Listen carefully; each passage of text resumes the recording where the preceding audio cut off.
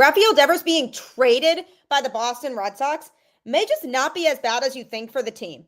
More on today's Locked On Red Sox.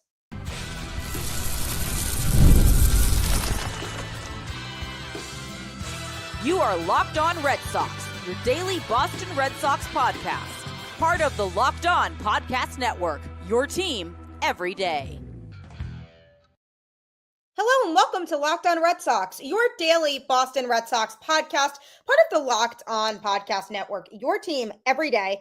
I'm your host, Gabby Maljanian, former ESPN social media associate and current host of the Boston Balling podcast as well. And I'm here to bring you the latest in all things Boston Red Sox, Monday through Friday, straight to your favorite podcast feed. And the best part, it's all completely free. So make sure you tune in because Locked On is your team every day. Wow. Talk about news that broke here on this Sunday night for the Red Sox.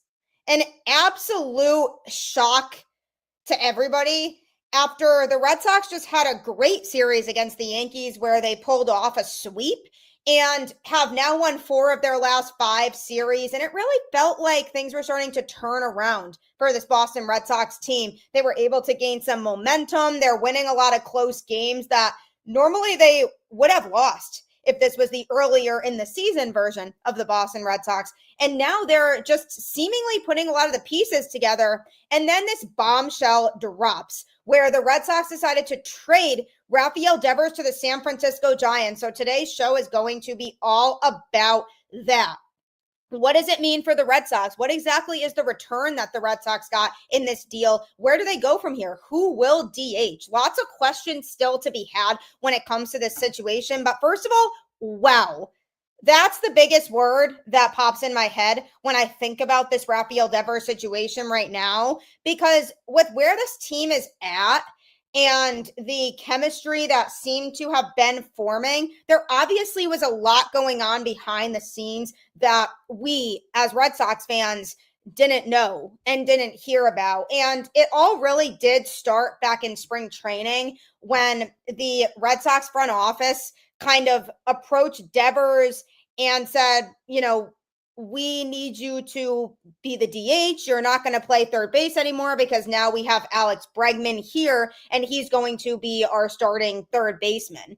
And it kind of blindsided Devers because seemingly the front office didn't really give him any sort of notice about the fact that they were going to go out and be on the third base market this offseason and be on the hunt for somebody to play that position. And then when Alex Bregman gets here, the Red Sox are like, oh, by the way, hang up your glove. You're not playing in the field anymore. So that was a little bit of a slap in the face to Devers, who got very infuriated with the front office and basically said, look, you put me in a really bad spot. You didn't communicate this well enough with me that you want me to be the DH. And at the time, I definitely sympathized with Devers in that regard because it really isn't fair to blindside a player like that and say, by the way, we need you to be the DH. So obviously he wasn't happy about that. That definitely sparked some tension between Devers and the Red Sox front office at that point to begin with.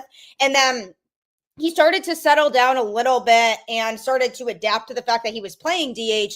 Obviously had a really terrible stretch offensively to start the season, but then he started to really pick things up, and he is having a fantastic offensive season right now for what you would want to get from your designated hitter.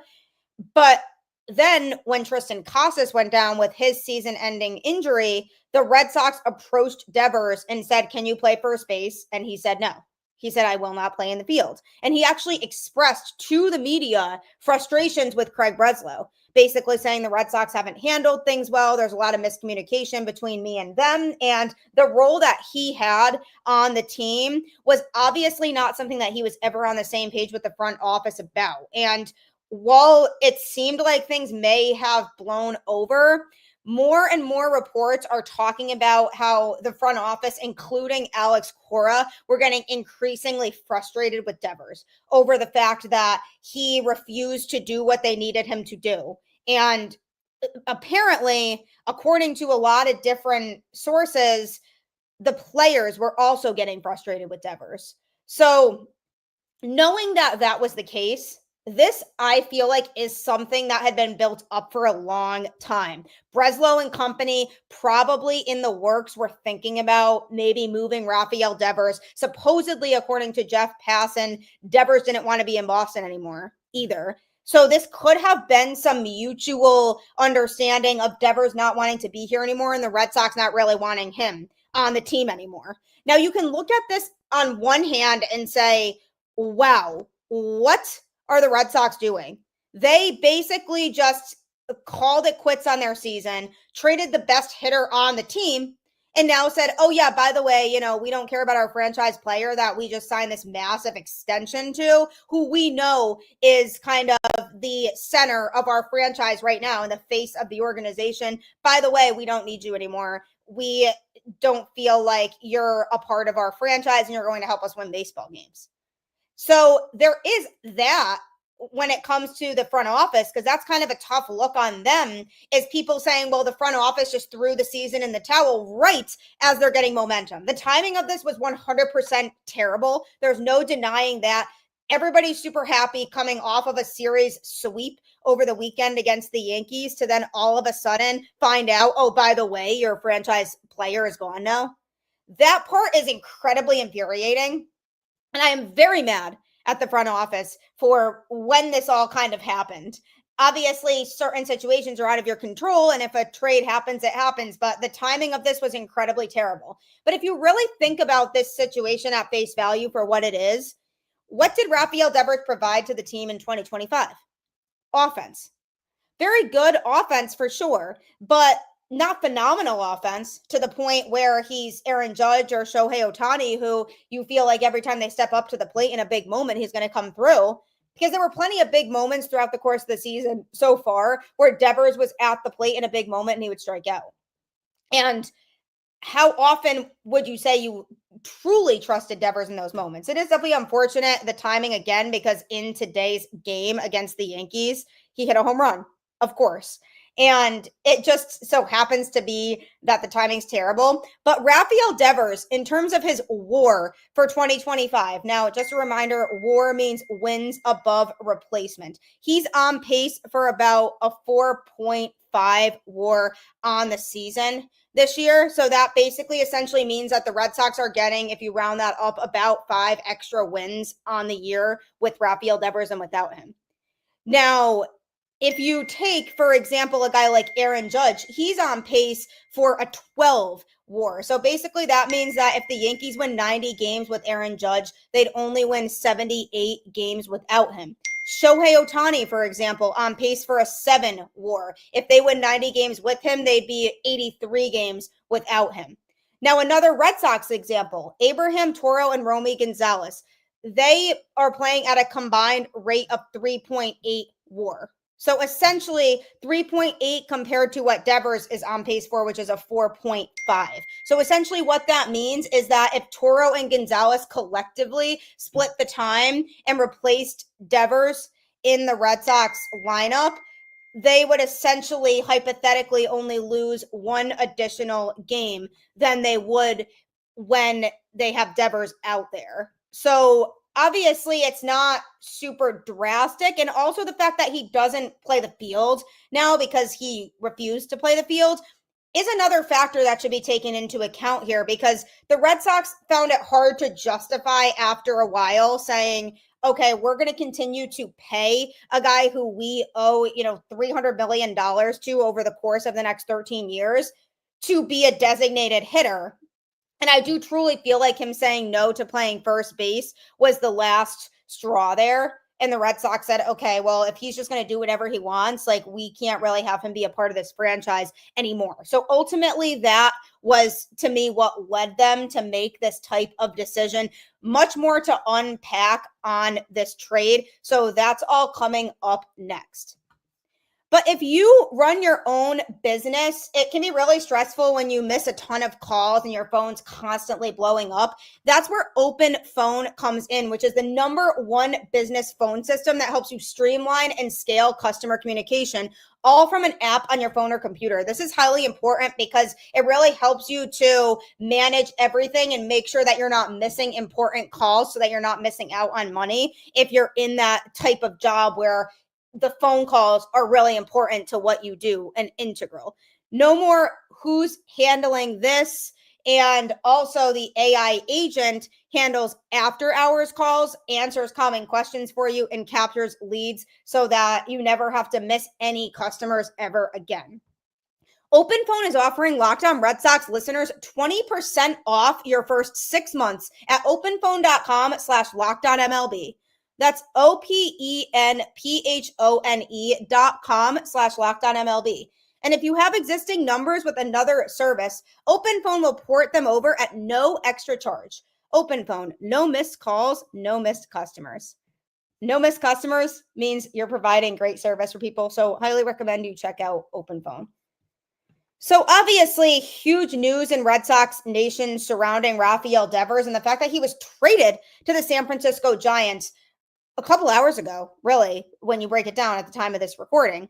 And a lot of people are shocked about it. And while there definitely is certainly some shock in there, on the flip side of this, it really isn't as surprising as you might think because of all of the built up tension between Rafael Devers and the Red Sox organization from spring training to now. There was a huge disconnect there. And whether it was the front office who initiated it or Devers who initiated it, there's still conflicting reports on that. Some are saying that Rafael Devers never asked for a trade. Some are saying that the front office wasn't actively shopping Devers. So there's still lots of things here that are a little bit unanswered. But essentially, somebody decided that they had had enough, whether that was Devers' camp or the Red Sox camp, or maybe a mix of both. And with what Devers brings to the table for this Boston Red Sox team, the front office is willing to take that risk of maybe sacrificing some valuable offense that he brings to the table to be able to make up for that in other areas. Because there's no doubt about it, you're going to lose offensive productivity from a straight up hitting standpoint. Devers is a fantastic hitter, arguably a top 5 hitter in the sport. No denying that. You are going to lose that. However, the Red Sox kind of see it as we can make up for this in other ways because Devers isn't fast, so he doesn't provide the speed on the base paths that a lot of other guys on this team do. So instead of him being the ghost runner on second base when, it's the bottom of the 10th inning and the Red Sox maybe gave up the go-ahead run in the top of the inning and they're looking for some speed on the base paths, if Devers isn't the one who's on second, they could have a faster player play in that spot. And that takes up some of that production that they're essentially losing in a different way by losing Devers. So that's one example. Also, the fact that he wasn't playing in the field. Now they've kind of created a scenario in which they have space for other players to continue to stay on the major league roster and get more playing time on a daily basis and be able to play their positions in the field. So the Red Sox essentially were willing to sacrifice some of their offensive productivity to be able to continue to grow in other areas. Now, the Red Sox did get a return from the San Francisco Giants for this trade. The biggest thing that I will say is important to note here is that San Francisco is taking on the full remainder of Rafael Devers' salary. So that's obviously huge for the Red Sox because he's under contract for 8 more seasons and $238.5 million, plus the roughly $15 million owed for the remainder of this year and a $2 million reassignment bonus. So the Giants are taking on the rest of that salary. So the Red Sox are going to have a crazy amount of salary space now. And that's going to be the biggest thing is, okay, what are they going to do with that now? Because this now essentially backs them into a wall and gives them essentially no choice but to extend guys like Marcelo Meyer and Roman Anthony and Alex Bregman, who can opt out of his contract after this season. There really isn't an excuse for the Red Sox not to do that at this point, and how they utilize that money is going to really help determine the outcome of this trade, because the Red Sox did get a return, but it's not a lot of flashy names that people would think you would essentially usually get in a trade like this for a superstar talent like that. The Red Sox in return got righty Jordan Hicks, lefty Kyle Harrison, and a pair of prospects in outfielder James Tibbs III, who is the Giants' number 4 prospect at the time of the deal, and righty Jose Bello. So obviously not this crazy haul of players that the Red Sox got in return. They definitely see some upside to some of these players, but it's not necessarily the superstar level of players that people were expecting. So Tibbs is a 22-year-old power hitting outfielder, and he's the big name prospect that the Red Sox acquired in the deal. He's 6 feet, 201 pounds, left-handed hitter, and was the 13th overall pick in the 2024 draft out of Florida State.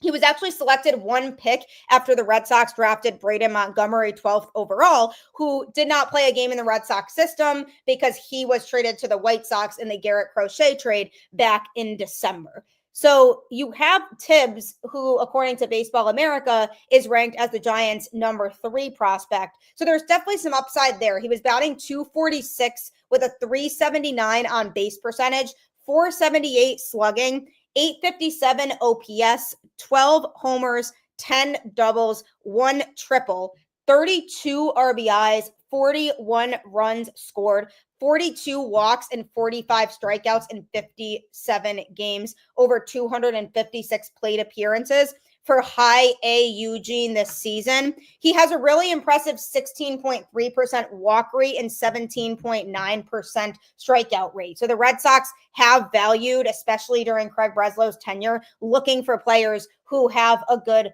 strikeout to walk ratio and show that patience at the plate. So that's definitely something he could bring to the table. His Baseball America scouting report entering 2025 noted, more important than the total production, Tibbs also slashed his strikeout rate from 31.7% as a freshman at Florida State to 10.5% as a junior.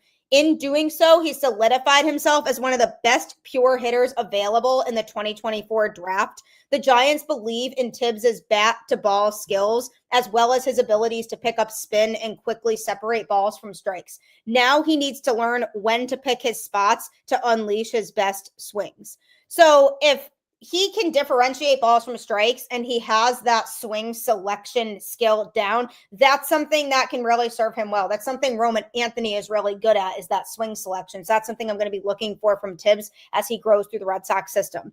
MLB Pipeline had Tibbs ranked the Giants' number 4 prospect and wrote, Tibbs offered one of the best combinations of swing decisions and hard contact in the draft. He has a smooth left-handed swing with plenty of bat speed and strength, giving him solid power to all fields. While at Florida State, he closed the holes he once had against breaking pitches, shrunk his strikeout rate from 32% as a freshman to 12% as a junior, and boosted his walk rate from 12% to 18%. So he's gained a lot of patience and discipline at the plate over the last few years. So then there's Bello, Jose Bello. Neither Baseball America or MLB Pipeline had him ranked in the Giants' top 30 prospects. The 20-year-old righty from the Dominican Republic has made 8 relief appearances in the Arizona Complex League this season. Bello, who's listed at 6'1", 164 pounds, has allowed 4 earned runs in 18 innings. That's a 2.0 ERA. He has 28 strikeouts and 3 walks. Opponents are batting just 156 against him. San Francisco signed him as an international amateur free agent on January 15th, 2023. So there is still a pretty small sample size for him. So it's really going to be hard to determine what exactly he can bring to the table. But I think the Red Sox love that swing and miss stuff that he has. And that's something that they were eyeing when they made the trade for him. Kyle Harrison is a young arm that the Red Sox also acquired. While he's not a prospect anymore, the 23-year-old was Baseball America's number 26 overall prospect and MLB Pipeline's number 23 overall prospect entering 2024. He has split time this season between the Giants and AAA Sacramento. He has a 3.46 ERA with 26 innings, 10 earned runs in that span, and 6 starts for Sacramento. He has a 4.56 ERA in 23 and 2/3 innings with 12 earned runs given up in 8 outings, with 4 of those being starts for the Giants. His four-seam fastball has averaged 95.1 miles per hour in the majors this year, and opponents are batting 11 for 63, which is just a 175 batting average with a 213 expected batting average against it. So there's definitely potential there. He has definitely shown that he has an ability at the major league level. He has pitched better in the minors, so I'm going to be looking for that transition to the majors again if he's able to show a little bit more improvement from what he showed when he went from the Giants AAA team up to the major league team. But he has been optioned to AAA Worcester, so he is going to be throwing for the Woo Sox, at least for the time being, for the foreseeable future. The Red Sox DFA pitcher Zach Penrod in the process, who we did see in a very small sample capacity last year throw for Boston, but has primarily spent a lot of his time in AAA as well. So that created a roster spot for Harrison to go down. And Jordan Hicks is a pitcher who also came over in this trade, as Rafael Devers has been traded to the San Francisco Giants, which is something that, by the way, still feels very weird for me to say. But however, this is where we are. And in Hicks, the Red Sox get a 28-year-old pitcher who has always had promise, though he is 5-12 with a 4.83 ERA in 42 games, 29 of those being starts, since signing a 4-year, $44 million contract with the Giants prior to the 2024 season. Judging by some peripherals, he has endured some bad luck that has led to his 6.47 ERA so far this season, but his expected ERA is a 3.86. He has actually the 11th largest unlucky gap among 367 qualified major league pitchers. While Hicks allows a lot of hard contact, he largely keeps the ball on the ground. His 58.7% ground ball rate is in the 95th percentile. As a result, his barrel rate, 4.7%, is actually in the 88th percentile. So the ground ball rate reminds me of Brian Bayo. He's very much a ground ball pitcher as well. So I wonder if we're going to see something similar with him. So obviously there's some upside with these prospects, but I'm not going to sugarcoat it. There's risk. We don't really know what they're going to be and how they're going to pan out, but we have to hope for the best because of what the Red Sox gave up to get these guys. So coming up next, I'm going to be continuing to discuss more with this Rafael Devers trade. Who will DH? Can the Red Sox still make the playoffs? That's all being answered. If you're in plumbing, HVAC, or electrical of any sort for your industry, you should head to Supply House because you can actually order products online through them. Their site is really easy to use and follow. My cousin actually uses it because he is in an electrical field and he completely raves about it all the time. He's been able to get nice updated products to use for his job. And he says that this site has been an absolute lifesaver for him. And it really can make your job easier in plumbing, HVAC, or electrical work of any capacity. Join the Trademaster program today at supplyhouse.com/TM and start ordering plumbing, HVAC, and electrical supplies with just a few clicks. Plus, use promo code SH5 for 5% off your first order. That's supplyhouse.com. Highly, highly recommended if you're in those types of industries.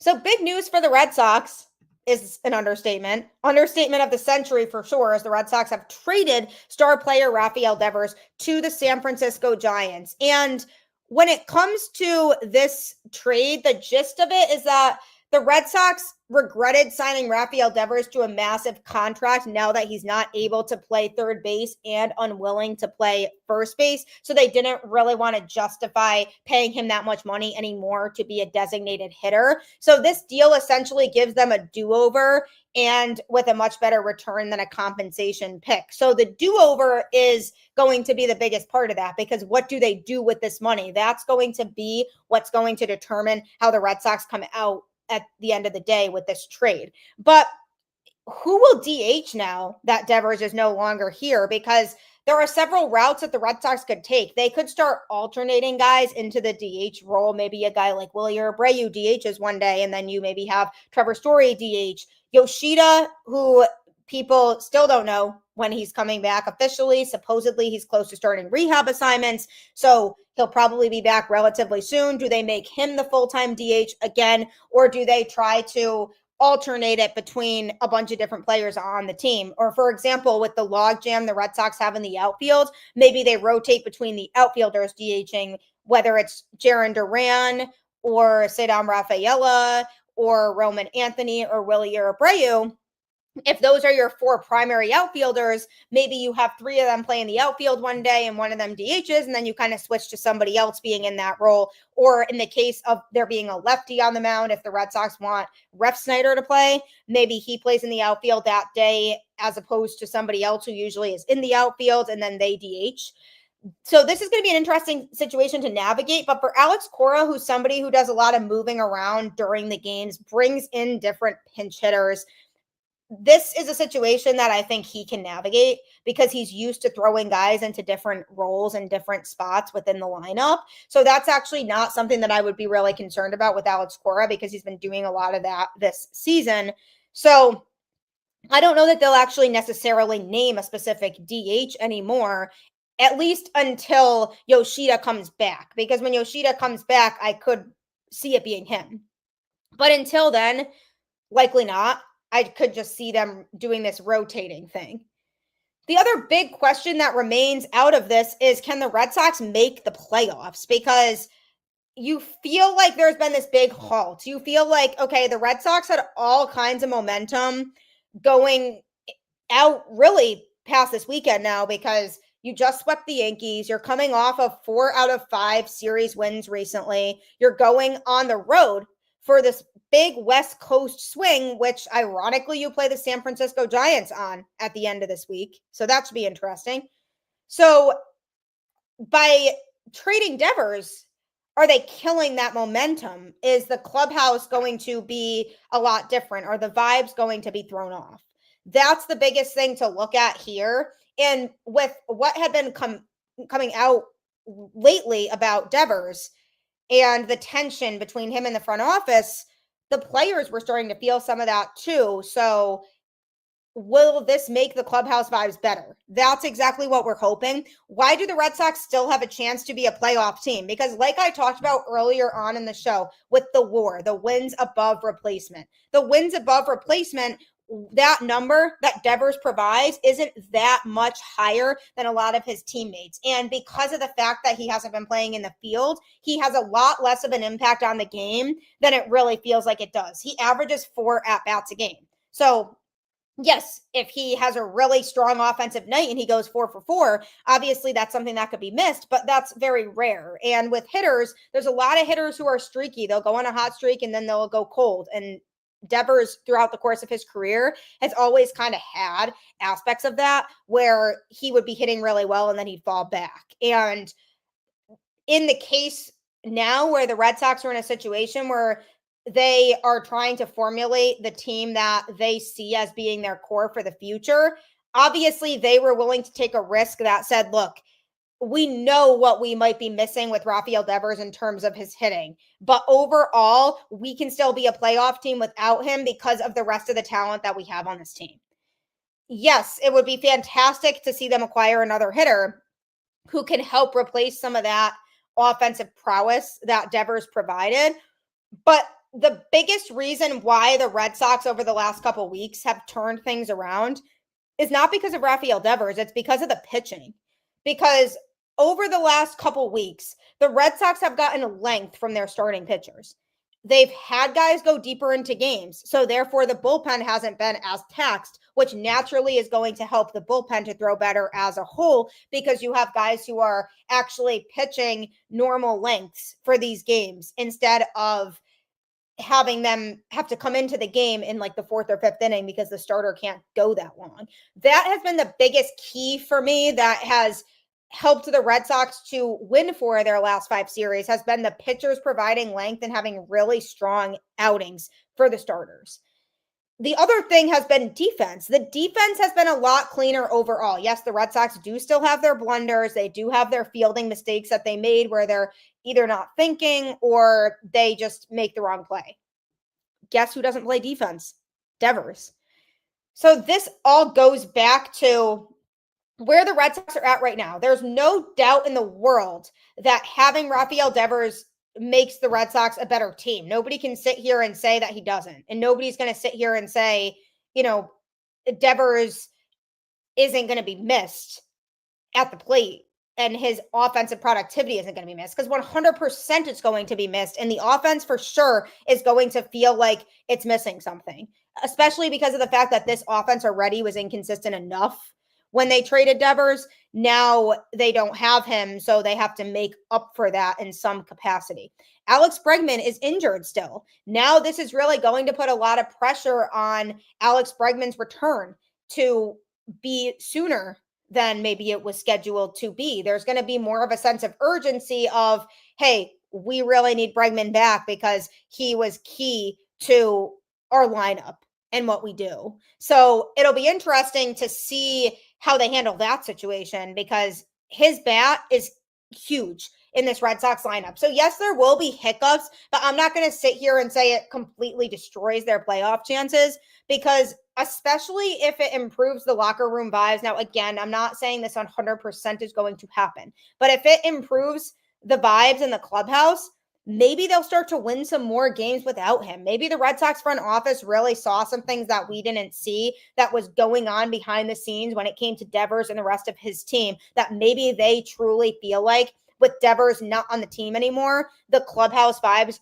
are going to be better and they are going to start winning more games. And this West Coast swing is going to be a big test for this Red Sox team regardless, because this is tough. Going to the West Coast and playing games at 10 p.m. is tough, no matter how you slice it up, with or without Devers. So this West Coast swing is going to determine a lot about this team and where they are at. And now that they have been playing good baseball as of late, this just really increases the importance of hitting with runners in scoring position, because the Red Sox as a whole still have been struggling to hit with runners in scoring position, even over these last few series that this team has won, still have been struggling to get that big hit with runners on, Devers included. So can they step up and get those big hits when it matters in those situations? So moral of the story, at the end of the day, they still could be a playoff team.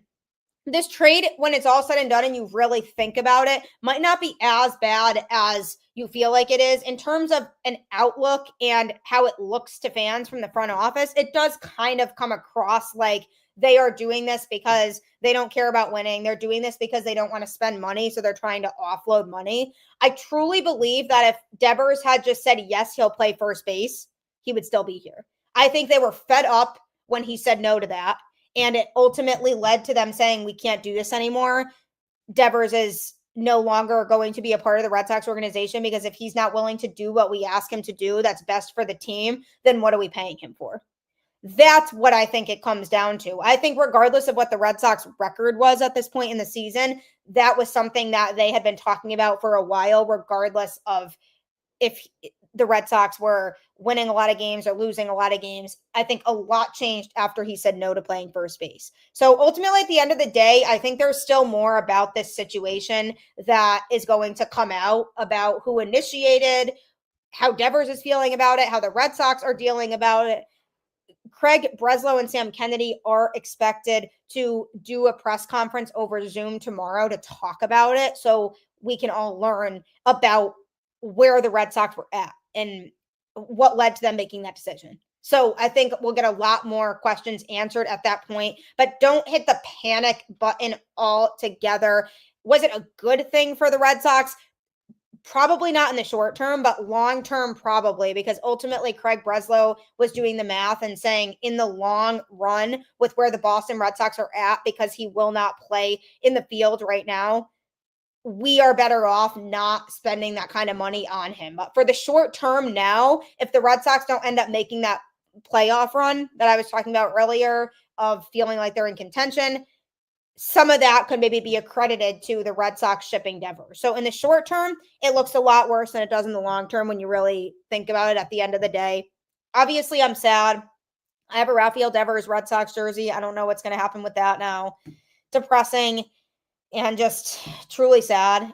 And it's a little bit different from the Mookie Betts trade in that with Mookie, he was playing the field and he could basically play anywhere, whereas Devers was refusing to play in the field and he couldn't provide as much as what Mookie was providing. So it almost feels like you're losing a little bit less. But it is a tough look in that the Red Sox giving up on a franchise player might send a bad message to other players around the league when it comes to free agency and coming to Boston. But ultimately, I think they were just fed up with him and his inability to be a good teammate and do what was best for the team.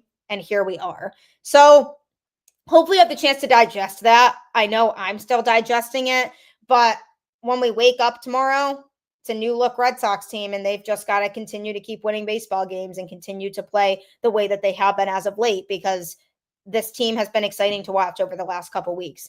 Thank you so much for tuning into Locked On Red Sox and making it your first listen of every day. Be sure to also check out Locked On MLB Game Night on YouTube or any other podcast platform. It will break down all games that took place that day, so you don't have to continue to check your apps like ESPN for scores. You can follow along with them. So check that out next on YouTube or any other podcast platform. I am here Monday through Friday with the latest going on with the Boston Red Sox. Like I always say, keep the faith, go Red Sox, and I'll catch you on the flip side.